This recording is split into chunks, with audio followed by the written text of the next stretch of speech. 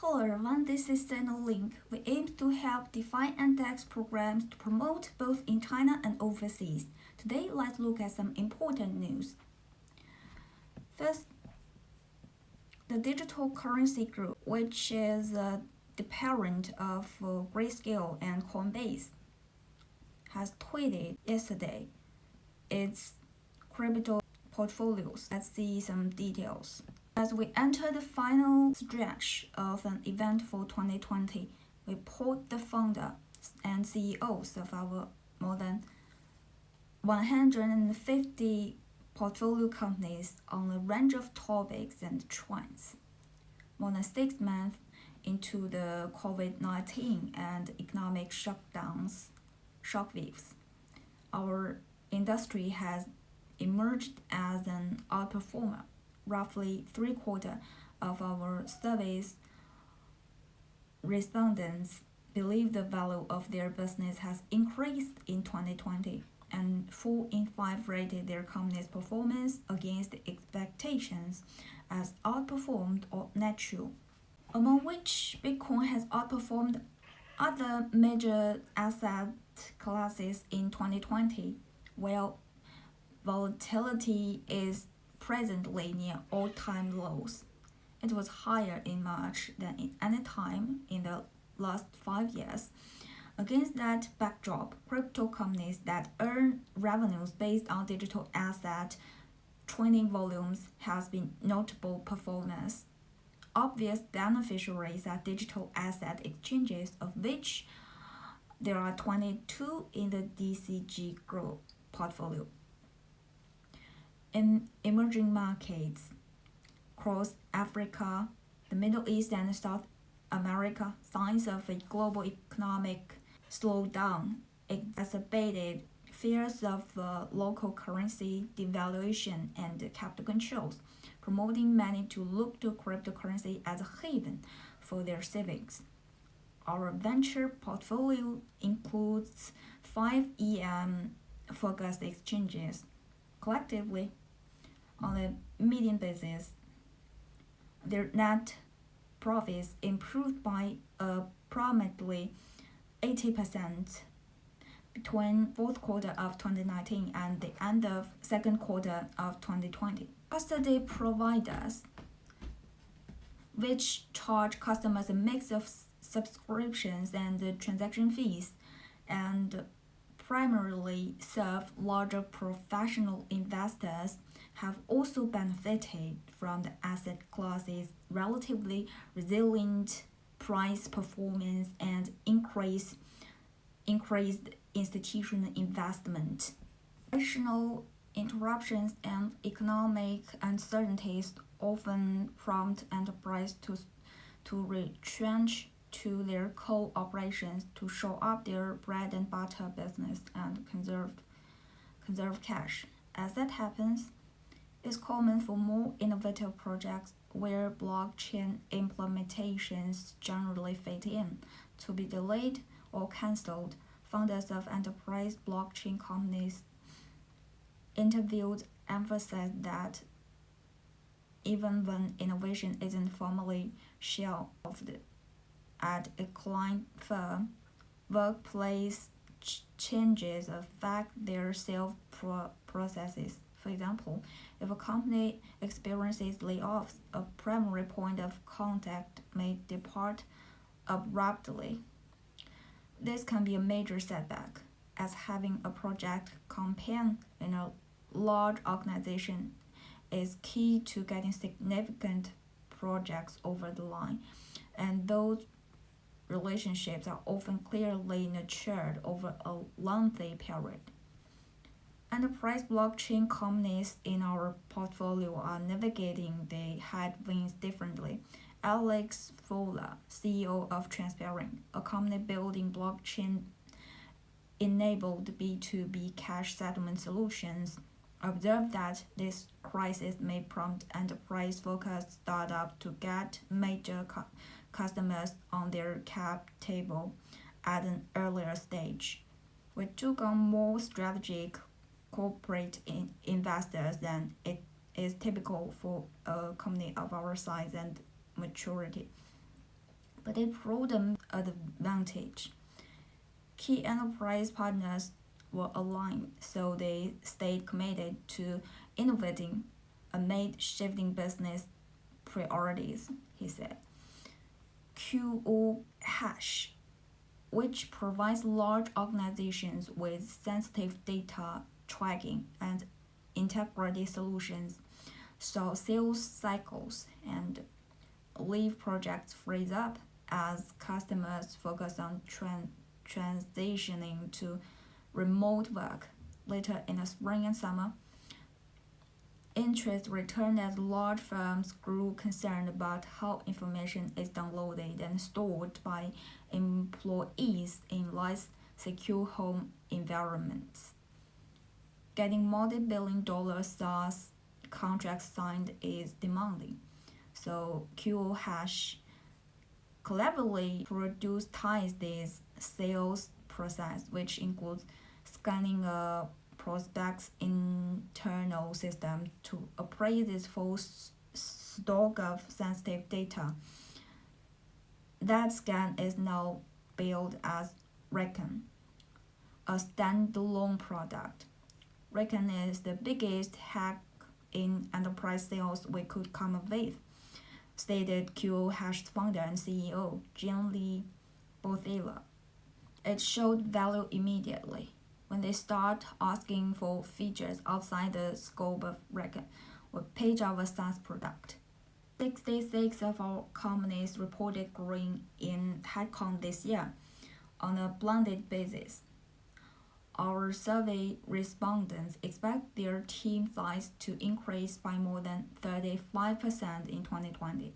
By comparison, a study by Cambridge University revealed that in 2019, industry-wide, company headcount increased 21%.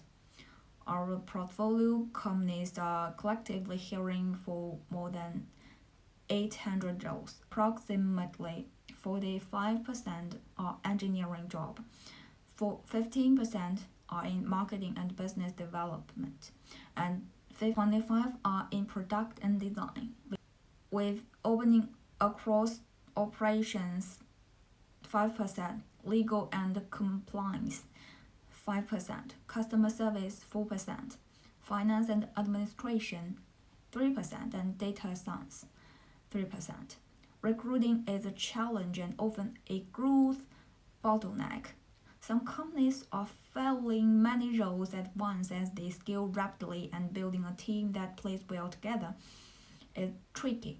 Many have limited HR capacity, and screening and interviewing processes can be exhaustive.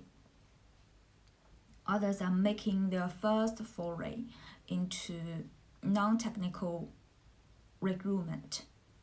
We are hiring for business development roles for the first time as our focus shifts from building public infrastructure to enabling people and companies to build things on top of that infrastructure.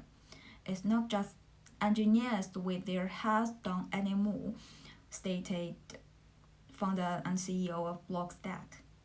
Increasingly, we are seeing a high demand for individuals who have both the technical expertise and the desire to be external facing.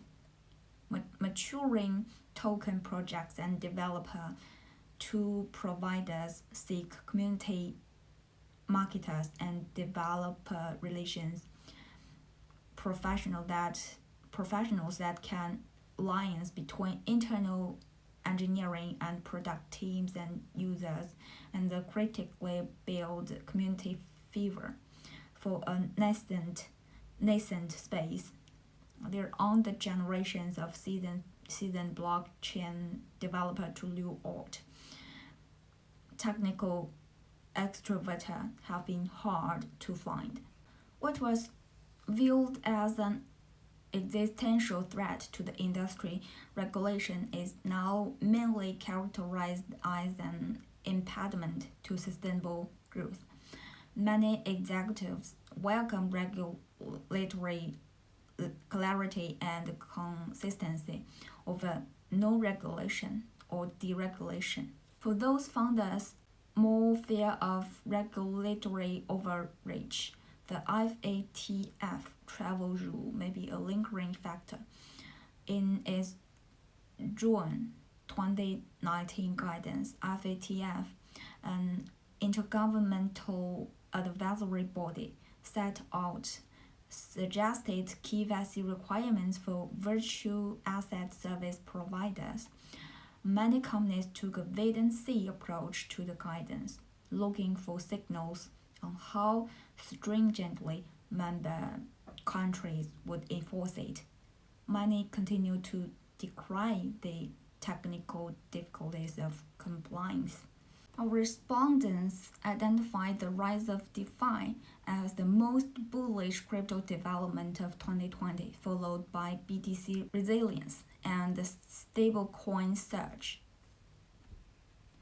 We can see in this chart that DeFi growth is 39%. To put DeFi in context, it helped to reflect on our industry beginnings. In distributing server capacity globally, blockchain technology allows us to limit our reliance on centralized internet actors. Bitcoin incentivized those who form the new decentralized network by executing code on top of the network. Traditional software applications can be replicated and enhanced. Enter Ethereum in 2015, a public decentralized network to run financial and non-financial applications. Today, DeFi is a buzzword, referring broadly to the attempts to offer financial services via decentralized technology. In the same way, rattling off jargon from the early internet days would draw blank stares from Gen Z. Today's DeFi terminology is likely to evolve as the winners and prominent use cases take hold. If the movement succeeds in scalability, offering faster and cheaper financial services, it will simply be the way of finance in the future. Our founders express that no matter the performance of DeFi tokens prices in the near term, which has plunged recently, the protocol development and business growth of 2020 bodes well for the industry's future. Those interviewed were quick to contrast the DeFi movement with the ICO bubble of 2017, pointing to the talent and professionalism of today's innovators. The caliber of the founders is expressive. Many left high-paying jobs to start companies in the DeFi space that are more commercial, productive, and ethical than the 2017 crop. Conserve Larry Sukernick, who leads venture investment at DCG. A handful of DCG portfolio companies have been direct beneficiaries of the movement's growth. An example of Mortise, which leverages decentralized protocols to provide cheap financial services to startups. Mortise uses smart contract technology to debit its monthly account charge of approximately $30 from users' wallets, making it the first company to run crypto-based subscriptions.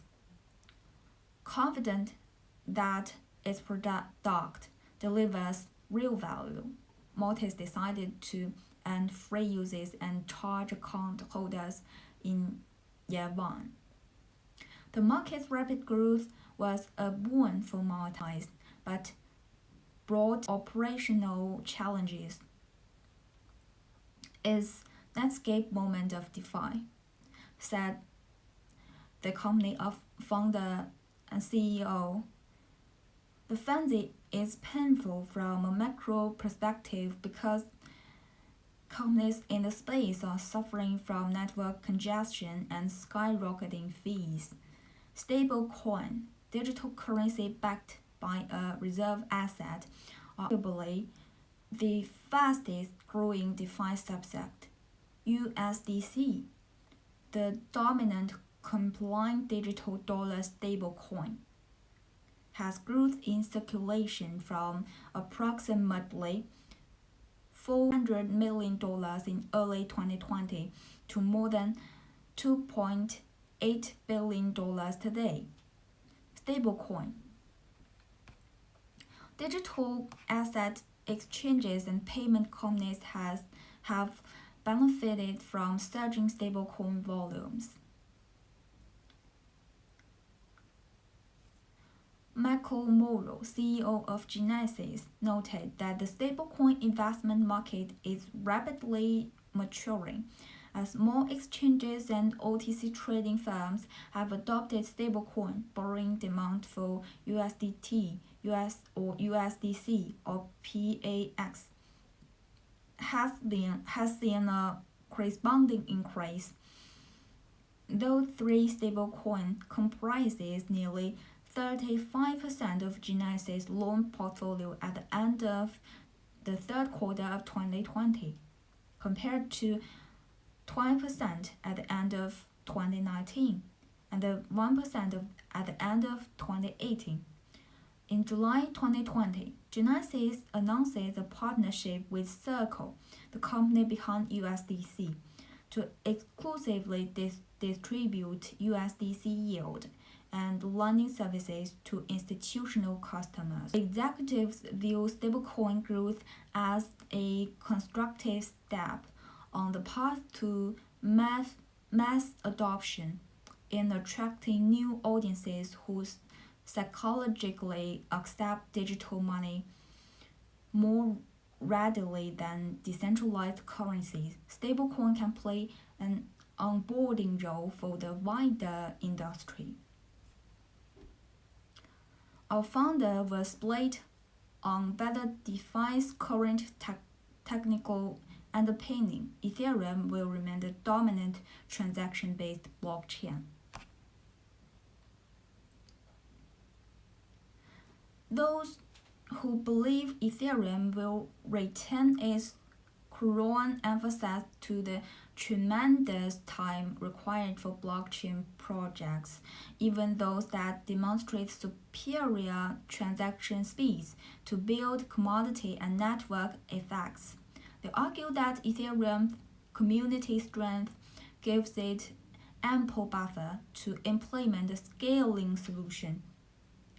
Conversely, the Ethereum bears pointed to the fact that developers have been doggedly pursuing a fixed-to-scaling issue since 2014 to no avail, with a lot of hyped solutions like plasma, sharding, and roll-ups seemingly falling short. Consolidation can result from big players buying smaller ones to limit competition. If it's strong upstart, that likely requires a hefty balance sheet. Alternatively, fledgling startup may be acquired by competitors for their technical or personal dubbed acquired herring. Executives interviewed noted that several projects that raised large sums in crypto bull market of 2017 has struggled to find out product market fit and may make strong equity candidates in the near future. While relatively few crypto companies have the balance sheet strength to pay the valuation multiples upstarts command. Some look to larger financial organizations as potential acquirers. institutional investors have increased their overall allocation to digital assets in 2020. Grascale and other digital currency asset managers have seen substantial capital inflows. In the third quarter of 2020, Grascale raised approximately $1 billion, more than 1.5 times the capital it raised throughout 2019, and 84% of inflows come from institutional investors. Another form of smart money entering crypto is large enterprises, which was in the spotlight this month when Square announced a $50 million investment of its balance sheet into Bitcoin. Decisions to allocate a portion of corporate treasures to crypto assets reflect the key adoption driver our group foresees.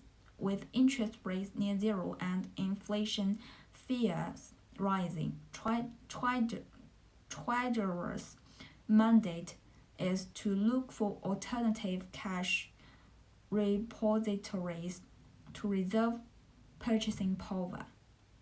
With more big buyers on the horizon, our executives are bullish on Bitcoin price dynamics. Only 9% feel the price of Bitcoin will drop from current levels, while a larger portion predicts significant gains in the next 6 to 12 months.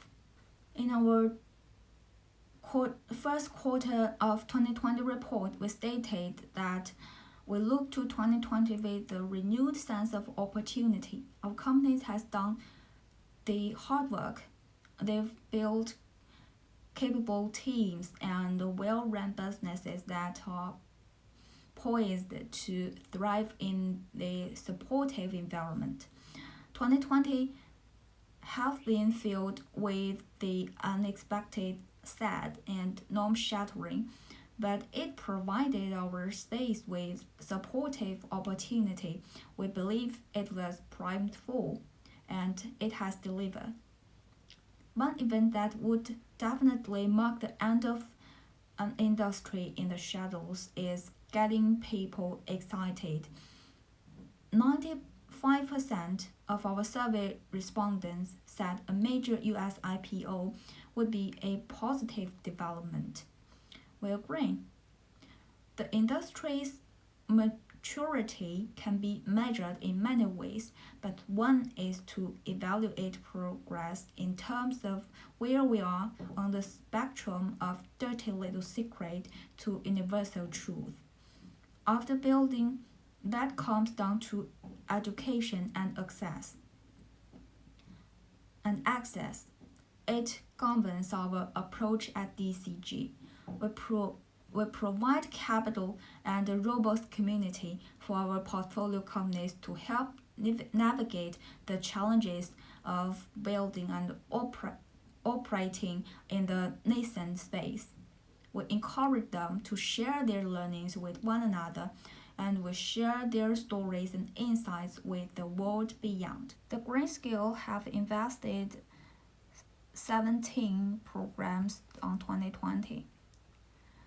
These programs increase transparent systems, Zabo, Horizon Blockchain Games, School, Lolly, Avanti Financial Groups, Paradigm, Curve, The Graph, Circle Internet Financial, Akala Network, Dual Analytics, Gico, Nave Tax, API3, Fireblocks, and Slingshot, once called Dexter AG.